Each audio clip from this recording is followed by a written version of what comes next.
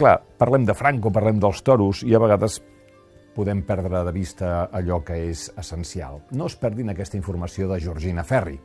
La Generalitat ha finançat l'Estat amb 4.233 milions durant la crisi. Les comunitats autònomes fan els pressupostos calculant els ingressos que obtindran. Un d'aquests ingressos són els diners de l'Estat, els del model de finançament. L'Estat calcula què li toca a cada comunitat i els hi avança. En diuen la bestreta.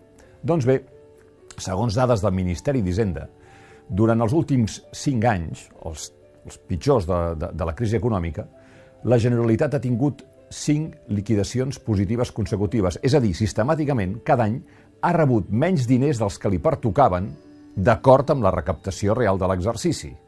En concret, entre els anys 2010 i 2014, la Generalitat ha deixat de rebre 4.233 milions d'euros, amb els quals, a la pràctica, ha estat finançant l'Estat. I segons experts consultats per l'Ara, aquesta situació es perpetuarà, perquè és intencionada per part del govern espanyol.